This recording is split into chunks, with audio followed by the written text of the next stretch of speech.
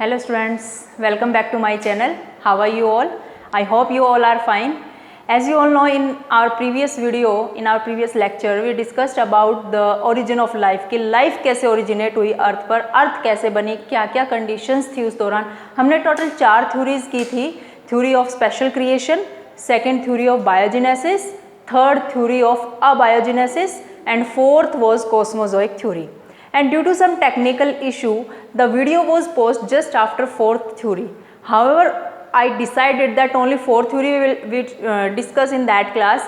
But just I want to say कि मैंने ये बोलना था कि thank you and all ये formalities करनी थी, but technical issue की वजह से वीडियो pause हो गई थी. It's okay. Fifth and last theory of origin of life is left, that is modern theory of evolution or most accepted theory of evolution, and it is also known as chemogenetic theory of evolution.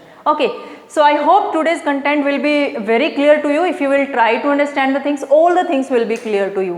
Okay, so last theory of origin of life जो सबसे ज़्यादा accepted and बहुत ही interesting theory है, इसको ध्यान से सुने.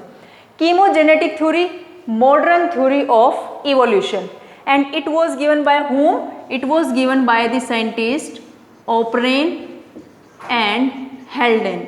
So this theory also known as O'Brien and Haldane theory. Okay, O'Brien was from Russia, ये साइंटिस्ट रशिया से थे, and हेल्डन scientist was from England, ये इंग्लैंड से थे. क्लियर? अच्छा, इस थ्योरी को 3 पार्ट में डिवाइड किया गया है: chemogeny, biogeny, cognogeny. What is chemogeny? It is chemical evolution.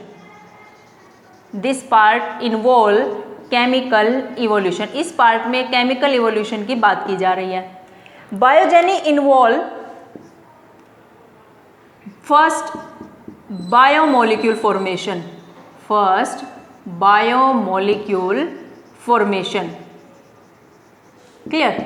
And cognogeny involve first life form formation. First life बनी एंड इट्स इवोल्यूशन, और इसका इवोल्यूशन हुआ. ठीक है, तो ये 3 पार्ट्स में डिवाइडेड है थ्योरी, 3 हिस्सों में डिवाइडेड है. उन्हीं 3 पार्ट्स के बारे में हम बात करेंगे. सो सबसे पहले हम कीमोजेनी की बात करेंगे. कीमोजेनी स्टार्ट करने से पहले हम अर्थ की बात करने वाले हैं कि जब अर्थ का जन्म हुआ, अर्थ का ओरिजिन हुआ, तो अर्थ कैसी दिखती थी? क्या आज की तरह ही वहाँ पर बहुत ज़्यादा बायोडाइवर्सिटी थी? क्या ऐसा ही टेम्परेचर था, ऐसा ही प्रेशर था, ऐसे ही क्लाउड बनते थे, ऐसा ही सब कुछ था? It was not that. The earth was totally different when it was form. जब वो बनी पूरी तरह से अलग थी आज की अर्थ के कंपैरिजन में. चाहे तुम टेम्परेचर ले लो, चाहे तुम प्रेशर ले लो, चाहे एटमॉस्फेयर ले लो, ओजोन ले लो, कुछ भी you can take, but the earth was totally different. तो हम पहले अर्थ की कंडीशन की ही बात करेंगे कि अर्थ उस टाइम पे कैसी दिखाई देती थी और फिर कैसे कैसे धीरे धीरे लाइफ आई according to Oparin and Haldane. And do you know this thing कि this theory is completely experimentally proved. ये थ्योरी एक्सपेरिमेंटली प्रूव्ड है. उस एक्सपेरिमेंट को हम इसके बाद में पढ़ेंगे कि कैसे इसको एक्सपेरिमेंटली प्रूव किया गया. उस थ्योरी के अकॉर्डिंग नहीं कि थ्योरी ऑफ स्पेशल क्रिएशन थी कि ऐसा कुछ हुआ था कि गॉड वॉज देयर, कि ब्रह्मा आए थे और उन्होंने ऐसे बना दिया. हालांकि रिलीजियस थिंकर ऐसा मानते हैं, हम सब भी मानते हैं, लोकल जो हम पीपल होते हैं, but science does not follow this thing. So if we talk about earth condition, when earth was formed, it was just a piece of rock. एक रॉक का पीस थी, जैसे रॉक होती है इस तरह से अर्थ की शेप थी. कोई एक पर्टिकुलर शेप नहीं थी. जगह जगह पर वोल्केनिक इरप्शंस हो रहे थे. आई नो ये दिवाली के पटाखे जैसा लग रहा है, बट कुछ इस तरह से ही वोल्केनिक इरप्शन हो रहे थे. अर्थ का एक सेंटर है जो अभी भी है, और अभी भी उसमें मैग्मा प्रेजेंट है. बहुत हीट होती है अर्थ के सेंटर में. ठीक है. अच्छा, सन था, जो सन की रेज आ रही थी, डायरेक्टली अर्थ पे एंटर कर रही थी. जो खतरनाक रेज कौन सी है? UV rays. ठीक है. तो अर्थ एक बहुत ही बुरी कंडीशन में थी. वो बुरी कंडीशन में कैसे थी? इसके पास कोई एटमॉस्फेयर नहीं था. No atmosphere. ठीक है, कोई एटमॉस्फेयर नहीं था. एटमॉस्फेयर नहीं था, कोई ओजोन नहीं थी. No ozone. A very high temperature was there. बहुत ज़्यादा हाई टेम्परेचर था. इस हाई टेम्परेचर की वजह से no liquid water, liquid form में वाटर भी नहीं था, water was in vaporize form, water vapour were present. ठीक है, कहीं से कोई रोक आ जाती, कहीं से कोई रोक, कहीं से कोई रोक, रॉक्स का अटैक हो रहा था, वोल्केनोज फट रहे थे, बहुत ज़्यादा हाई टेम्परेचर था, ये सब कंडीशन थी। और कुछ गैसेस थी, और गैसेस भी ऐसी ऑक्सीजन वाली अच्छी अच्छी गैसेस नहीं, कार्बन डाइऑक्साइड, मीथेन, CH4 जिनकी केमिस्ट्री बहुत बुरे वाली हालात में जा चुकी है, उनको भी बता दूं कि CH4 क्या होती है, methane, carbon dioxide, methane, NH3 होता है अमोनिया, H2 हाइड्रोजन गैस और वाटर वेपर, ये सब चीज़ें प्रेजेंट थी अर्थ पे। नाउ यू विल थिंक कि ऑक्सीजन तो थी नहीं, वेरी नाइस, ऑक्सीजन थी ही नहीं, मैंने लिखा नहीं, ऐसा नहीं कि मैंने लिखा नहीं, सच में नहीं थी, नो फ्री ऑक्सीजन, ऑक्सीजन तो थी ही नहीं अर्थ पर। तो इसलिए हम कह सकते कि अर्थ का एनवायरनमेंट कैसा था, रिड्यूसिंग एनवायरनमेंट। रिड्यूसिंग एनवायरनमेंट कैसे, ऑक्सीजन नहीं है, हाइड्रोजन है, तो वही तो रिड्यूसिंग कंडीशन होती है, रिडक्शन होती है। ठीक है, तो ये सारी चीज़ें प्रेजेंट थी उस टाइम पे अर्थ पर। ये ऐसी गैसेज रिलीज होती रहती, बहुत टेम्परेचर हाई होने की वजह से हीट ज़्यादा हो जाती है, वोल्केनिक इरप्शन होते रहते, तो टेम्परेचर और हाई होता चला जाता, जिससे वेपर और बढ़ते चले जाते, यानी वेपर फॉर्म बढ़ती जा रही थी वाटर की, लिक्विड फॉर्म थी ही नहीं। ठीक है, ये सब गैसेज प्रेजेंट थी। अब क्या होता है कुछ टाइम के बाद, आफ्टर 500 मिलियन ईयर्स, अबाउट की फॉर्म में बात करते हैं कि जब अर्थ बनी थी, अर्थ कब बनी थी, 4.5 बिलियन ईयर्स अगो, ये टाइमलाइन हमने बात की थी लास्ट लेक्चर में। तो 500 मिलियन ईयर्स अगो फॉर्मेशन के बाद क्या होता है कि अर्थ धीरे धीरे कूल होनी शुरू हो जाती है, धीरे धीरे थोड़ी थोड़ी ठंडी होनी शुरू हो जाती है। कूल होने की वजह से जो ये वाटर वेपर थे, दे स्टार्ट कंडेंसिंग, यहाँ इस तरफ लिखती हूँ मैं, वाटर वेपर कंडेंसेस।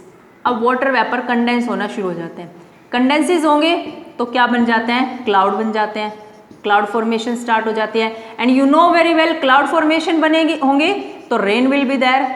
अब रेन आनी शुरू हो जाती है, देखो यहाँ पर ये हमने बना दिए हैं, ये बन गए हमारे क्लाउड, क्लाउड से अब आ रही है रेन। अर्थ पे जब रेन आई, ऐसा नहीं था आधे घंटे, 1 घंटे के लिए रेन आ गई, 2 घंटे के लिए आ गई, 4 घंटे, 100 ऑफ ईयर्स तक रेन आती रही कॉन्टिन्यूसली, रेन स्टॉप नहीं हुई। जब ऐसा हुआ तो जो ये अर्थ में डिप्रेशंस बने हुए थे, गड्ढे बने हुए थे, ये वाटर से भर गए, ये एक तालाब जैसे लगने लगे कि जैसे यहाँ पर पोंड बन गया है, ये सारे गड्ढे फिल हो गए अर्थ पर, और अर्थ एक अपनी शेप में आने लगी, डिप्रेशन जो गड्ढे जगह जगह थे वो सब भर गए पानी से। अब इतना हाई टेम्परेचर था अर्थ पर, अभी भी रॉक्स खत्म नहीं हुई है, बहुत ज़्यादा हीटिंग है अभी भी, वो अलग बात है कि ठीक है बारिश आ गई, क्लाउड बन गए हैं। तो ये जो वाटर बना, ये जो वाटर भर गया है, इस वाटर को बोला गया hot dilute soup, hot dilute soup और primordial soup, primordial soup. Primordial soup name was given by the scientist Haldane. Primordial soup जो नाम दिया गया उस टाइम के पानी को, बहुत गर्म पानी था, और वो नाम दिया हेल्डन साइंटिस्ट ने। You are to remember this thing. अच्छा, इसको बुक्स में ब्रोथ फॉर्मेशन भी लिखा जाता है, जो ये गड्ढे बन गए ना, पानी भर गया इसके, अब तो इसको ब्रोथ फॉर्मेशन भी बोला है बुक्स के अंदर, BROTH, ब्रोथ फॉर्मेशन। ठीक है, तो ये सब हुआ था अर्थ पे। ये जो हमने पार्ट किया है इस थ्योरी का, ये पार्ट किया है chemogeny part, chemogeny. First part is completed कि कैसे कैसे केमिकल्स प्रेजेंट थे, या क्या केमिकल रिएक्शंस हुई, कैसे अर्थ का टेम्परेचर हाई था धीरे धीरे से लो होना शुरू हो गया, कैसे क्लाउड बने, कैसे रेन आई, कैसे वो डिप्रेशंस जो अर्थ पे थे सब भर गए। ठीक है, अब पानी आ गया है अर्थ पे, और यहाँ पर पोंड लाइक स्ट्रक्चर बन चुके हैं, वो डिप्रेशन भर चुके हैं। अब वाटर आ गया तो लाइफ भी आनी शुरू हो जाएगी धीरे धीरे। अब हम उसकी बात करेंगे कौन से पार्ट की, बायोजेनी पार्ट की। ठीक है, you can take screenshot. So chemogeny is completed. Now we will do biogeny. Bio as name is telling, bio means life. सब लाइफ तो नहीं आएगी इतनी जल्दी, बट कुछ ऐसे ऑर्गेनिक कंपाउंड्स बन जाएंगे जो लिविंग ऑर्गेनिजम्स में होते हैं, धीरे धीरे कंपाउंड बनेंगे तो लाइफ भी आ जाएगी। चलो देखते हैं कैसे। तो अब इस थ्योरी का बायोजेनिक पार्ट करेंगे हम। अब देखो पानी बन गया है, ठीक है, वाटर आ गया है। अब सारे का सारा काम हम वाटर में देखेंगे, वाटर में क्या क्या हुआ, ठीक है। This is water. जो अर्थ पे डिप्रेशंस थे उनके अंदर पानी भर गया, वो depression are look like pond, river और anything you can imagine, water body की तरह दिखने लगे। अब उस वाटर बॉडी के अंदर क्या क्या चीजें हो रही है, अब हम उनकी बात करेंगे। देखो CO2, अमोनिया, मीथेन, हाइड्रोजन, ये सब गैसेस प्रेजेंट थी कहाँ पर, अर्थ पर। Now what happen, they combine, ये सब गैसेस एक दूसरे के साथ कंबाइन हो गई। अब नाउ यू विल से कि मैम कंबाइन ऐसे कैसे कंबाइन हो गई, कैसे कंबाइन हो गई, एनर्जी चाहिए कॉम्बिनेशन के लिए, और वो एनर्जी कहाँ से आई, लाइटनिंग, बहुत जोरदार लाइटनिंग हो रही होती है उस टाइम पे अर्थ पे, यूवी रेज आ रही थी, रोकने के लिए ओजोन तो थी नहीं ना, और क्या था, वोल्केनिक इरप्शंस हो रहे थे। जब ये सब कुछ हो रहा था तो यहाँ से lot of energy was released and that energy was used by these gases to combine. ये सब कंबाइन हो गए, कंबाइन होने के बाद इन्होंने क्या बनाया, see what they form, amino acids, ठीक है, fatty acids, nucleotides, simple sugars, और you can see here glucose, सबसे सिंपल शुगर ग्लूकोज ही है। ये सब चीजें बन गई एंड दीज आर बायोमोलिक्यूल। क्या बन गई ये, बायोमोलिक्यूल्स। एंड टाइमलाइन को याद करो, 4.5 बिलियन ईयर्स एगो, 4.5 बिलियन ईयर्स एगो पर अर्थ बनी है। 4 बिलियन ईयर्स एगो पर फर्स्ट बायोमोलिक्यूल बन जाता है, 4 बिलियन ईयर्स एगो फर्स्ट बायोमोलिक्यूल बन गए, ठीक है। अब ये ऐसे कैसे तो रहने वाले नहीं है, दे अगेन एग्रीगेट, एक दूसरे के साथ कंबाइन हो जाते हैं। अब तुम कहोगे कि मैम ऐसा कैसे हो जाएगा, अपने आप कंबाइन कैसे हो जाएंगे, अगर तुम अब भी इस कंडीशन में, जो जिस कंडीशन में अर्थ अब है, अभी भी किसी हॉट रॉक पे, बहुत गर्म जो रॉक उबल रही है, उस पर अमीनो एसिड की छोटी छोटी ड्रॉप्स डाल दोगे तो अभी भी वो अमीनो एसिड कंबाइन होकर प्रोटीन बना लेंगे। तो ऐसे एविडेंसेस, ऐसे एक्सपेरिमेंटल प्रूफ हैं हमारे पास जो इनको सच प्रूव करते हैं। तो you have to learn it, ये नहीं सोचना कि ऐसा कैसे हो गया होगा। अगर तुम करना चाहो तो तुम भी ऐसे एक्सपेरिमेंट कर सकते हो कि किसी भी हॉट रॉक पे अमीनो एसिड की ड्रॉप्स डालोगे तो कंबाइन होकर प्रोटीन बनाते हैं, ठीक है। तो ये जो बायोमोलिक्यूल्स बने थे, नाउ दे स्टार्ट कंबाइन, अब ये कंबाइन होना शुरू हो जाता है। Again the energy coming from these things, amino acid combine होंगे तो क्या बनेगा, प्रोटीन्स, ठीक है। फैटी एसिड कंबाइन होते हैं तो what they form, fats. Nucleotide combine then they form nucleic acid. And do you know कौन सा न्यूक्लिक एसिड बना होगा, 5th-6th चैप्टर किया हमने, principle of inheritance and variation, molecular basis of inheritance. वहां पर हमने बात की थी कि डीएनए पहले नहीं, आरएनए पहले आया। तो न्यूक्लिक एसिड कौन बना होगा, आरएनए। शुगर, ग्लूकोज वगैरह फिर पॉलीसैकेराइड बनने शुरू हो गए, ठीक है। तो अब क्या बन गए हैं, बायो मैक्रोमोलिक्यूल्स बन चुके हैं, और ये सब हुआ 3 बिलियन ईयर्स एगो, ठीक है। I hope up to here it is clear. Now अब ये बड़े बड़े बायो मैक्रोमोलिक्यूल्स बन गए हैं। अब ये जब कंबाइन होंगे, ये सब इकट्ठे होंगे तो ये क्या बनाते हैं structure, protobionts, protobionts. Now this is a new thing for you. Protobionts are cell like structure, ये सेल जैसे स्ट्रक्चर है, these are cell like structure and it takes place 2 billion years ago. इसके बाद सेल आई है, तो इतना सब कुछ हुआ था तब जाके सेल बनी थी हमारी, ठीक है। प्रोटोबायोन्ट्स बन चुके हैं, यहाँ तक का उम्मीद है तुम्हें समझ आ गया होगा। उसके बाद हम प्रोटोबायोन्ट्स की बात करेंगे। तो ये जो पार्ट है, ये कौन सा पार्ट है, बायोजेनी। ये कौन सा पार्ट पढ़ा हमने, बायोजेनी। अब जो हमने 3rd पार्ट पढ़ा है जीनोजेनी, उसमें क्या पढ़ेंगे कि कैसे फर्स्ट लाइफ फॉर्म आई और कैसे उसका इवोल्यूशन हुआ। You can take screenshot.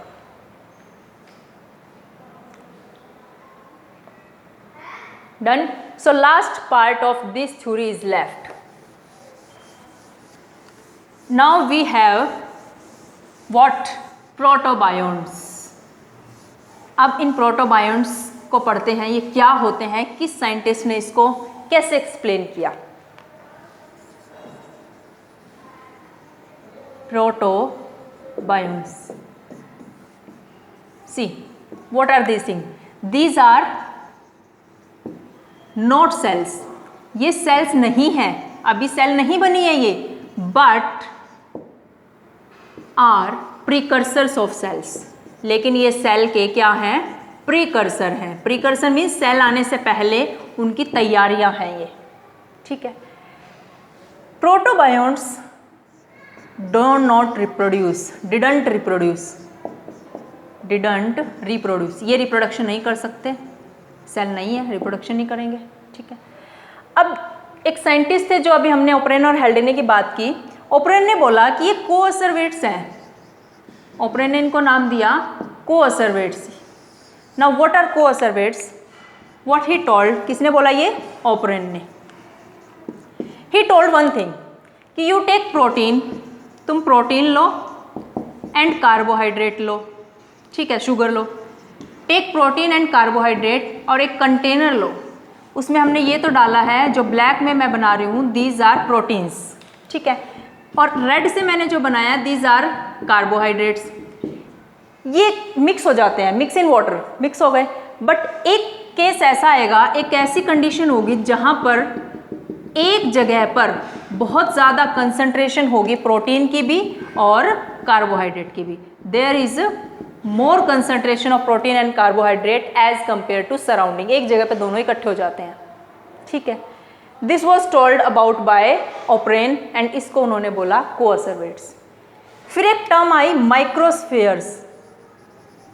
माइक्रोस्फीयर्स.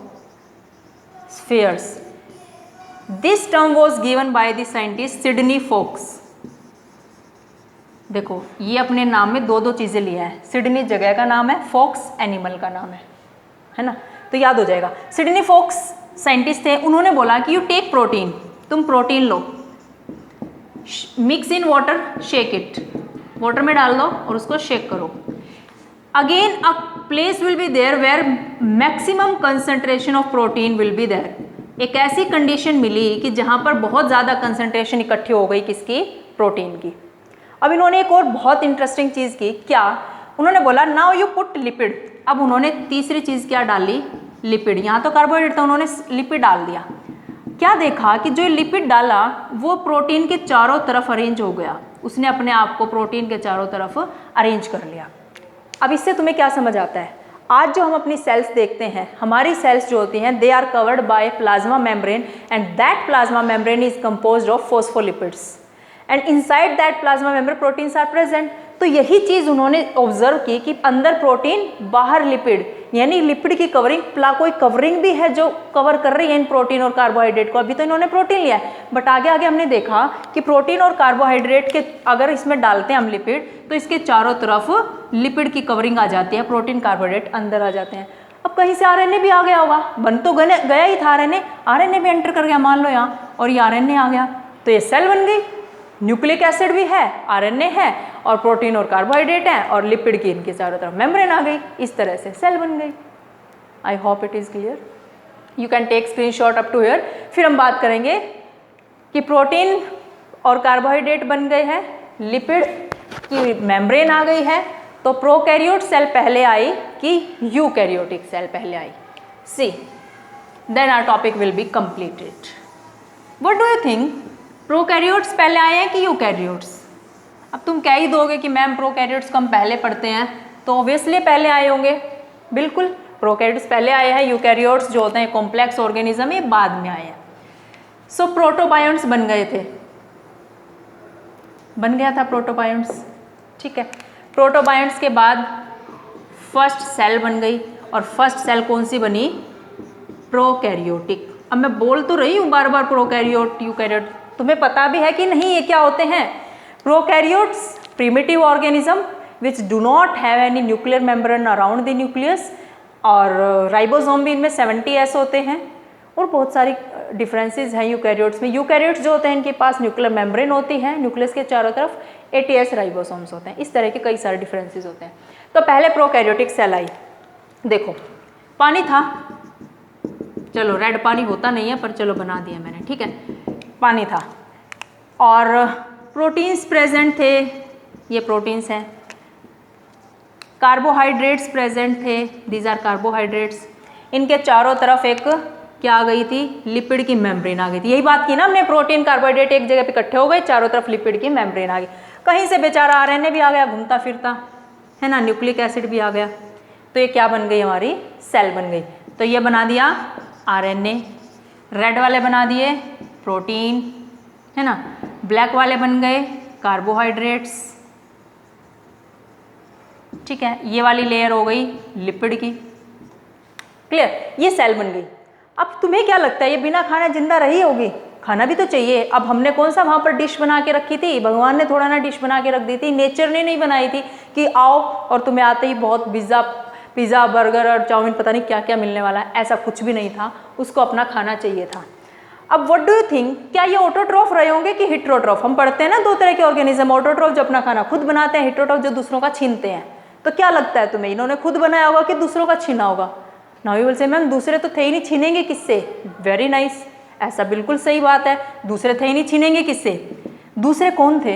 ये प्रोटीन कार्बोहाइड्रेट तो घूम ही रहे हैं ना वाटर में, अब सारे थोड़ा ना इकट्ठे हो गए एक सेल के अंदर, तो ये प्रोटीन कार्बोहाइड्रेट घूम रहे हैं।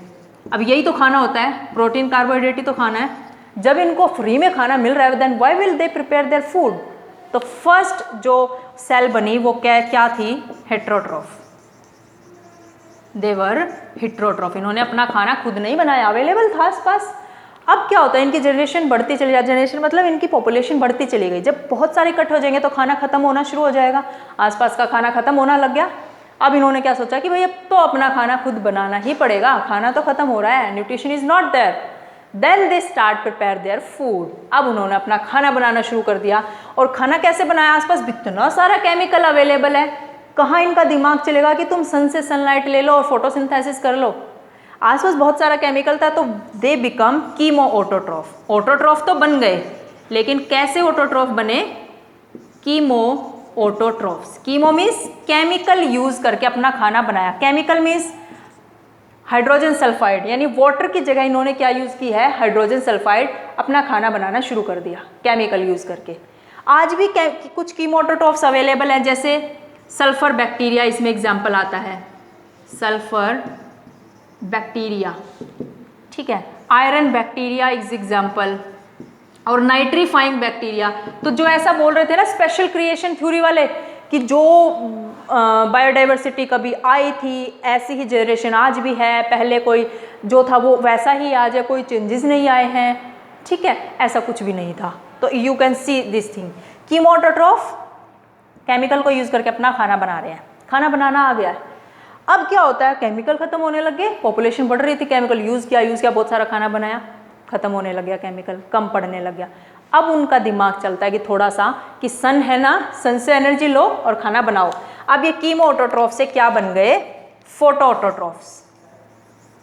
फोटो ऑटोट्रॉफ, फोटोट्रॉफ बनने के बाद भी बहुत सारी चीज़ें हुई। ऑक्सीजन नहीं रिलीज करते थे, ऑक्सीजन ही नहीं रिलीज करते थे, धीरे धीरे ऑक्सीजन भी रिलीज करने लगे और फोटोसिंथेसिस हो गई। लेकिन एक चीज़ बहुत इंटरेस्टिंग हुई, ऑक्सीजन पहले थी नहीं, तो जो ऑक्सीजन अब रिलीज होने लगी वो पॉइजन का काम करने लगी। जो वहाँ पर अवेलेबल थे पॉपुलेशन, जो भी ऑर्गेनिज्म अवेलेबल थे, उनको ऑक्सीजन कभी देखी नहीं थी उन्होंने, तो टॉक्सिन का काम करने लगी, पॉइजन का काम करने लगी, ठीक है। तो इसका मतलब वो एनारोबिक रेस्पिरेशन करते थे, ऑक्सीजन नहीं थी, तो कैसा रेस्पिरेशन था उनका पहले? Anaerobic respiration in absence of oxygen. अब धीरे धीरे ऑक्सीजन रिलीज होने लग गई और कुछ ऑर्गेनिजम्स ने उस ऑक्सीजन को यूज़ करना शुरू कर दिया। ब्रीदिंग तो कर ही ली चलो, और उस ऑक्सीजन को कहाँ यूज़ किया? फूड को ब्रेक डाउन करने में, रेस्पिरेशन करने में, एनर्जी लेने में, ठीक है। अब ऑक्सीजन टॉक्सिन का काम नहीं करते, देन फाइनली कहाँ पहुँच गए फिर? एरोबिक रेस्पिरेशन पर। धीरे धीरे क्या होने लगा, यानी aerobic respiration in presence of oxygen, breakdown of food होने लग गया, एनर्जी मिलने लग गई फाइनली। ये सब तो हुआ प्रोकैरियोट्स में। अब यूकैरियोट्स कैसे बन गए? प्रोकैरियोट से यूकैरियोट्स बने हैं, प्रोकैरियोट से यूकैरियोट्स बने हैं। इनको एक्सप्लेन करने की एक थ्योरी है एंडोसिम्बायोटिक थ्योरी। इसके बारे में मैंने पहले भी बात की है किसी लेक्चर में, उस दिन भी मैंने तुम्हें बताया था एंडोसिम्बायोटिक थ्योरी। ये थ्योरी क्या कहती है कि कोई बड़ा सा प्रोकैरियोट था,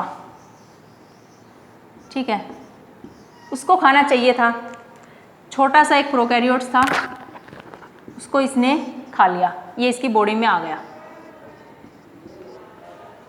कुछ ने तो हथियार डाल दिए कि हमें खा लिया, चलो हम मर गए। कुछ ने सोचा कि हम मरते नहीं हैं, हम भी जिंदा रहेंगे, हम इसकी हेल्प कर देते हैं। हेल्प किस फॉर्म में की? इन्होंने इसको एनर्जी देनी शुरू कर दी क्योंकि इन्होंने खा ही लिया था। कोई तो ये बन गया क्लोरोप्लास्ट, कोई तो बन गया क्लोरोप्लास्ट, कि कोई बन गया माइटोकॉन्ड्रिया। तो जो हम आजकल यूकैरियोट्स में क्लोरोप्लास्ट और माइटोकॉन्ड्रिया देखते हैं ना, उनके खुद का राइबोसोम है, खुद के न्यूक्लिक एसिड है, ठीक है, वो इसीलिए देखते हैं क्योंकि ये पहले प्रोकैरियोट्स रहे थे, अब वो उसने खा लिए, तो ये यूकैरियोट बन गए, इनमें क्लोरोप्लास्ट बन गया, माइटोकॉन्ड्रिया एंड ऑल सब चीज़ें बनने लग गई। तो इस तरह से प्रोकैरियोट से यूकैरियोट्स बने। तो अब तुम्हें पता चला कि कैसे फर्स्ट सेल बनी, पहले प्रोकैरियोट्स आए, फिर यूकैरियोट्स आए, कैसे उन्होंने अपना न्यूट्रिशन लिया, कैसे उन्होंने रेस्पिरेशन लिया। सो जो ओरिजिन ऑफ लाइफ की जितनी भी थ्योरीज थी वो सब कंप्लीट करने हमने। एक छोटा सा एक्सपेरिमेंट बचा है, मिलर एंड यूरे ने जो एक्सपेरिमेंट दिया था उसके लिए एक छोटी सी वीडियो मैं और बना दूंगी, and it is very important experiment. I hope today's content is very clear to you, but if you have any doubt then leave it in comment section and please give your suggestions also to improve my channel. And if you really like my comment then please press the like button and subscribe my channel also. Thank you everybody.